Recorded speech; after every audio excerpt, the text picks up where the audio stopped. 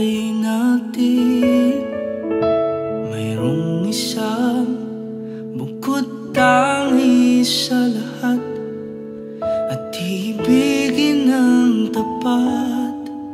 Ngunit sa di inaasahang pagkakataon, na para bang ika'y nilalaro ng panahon, may ibang makikilala, at sa unang pagkikita may tunay na pag-ibig.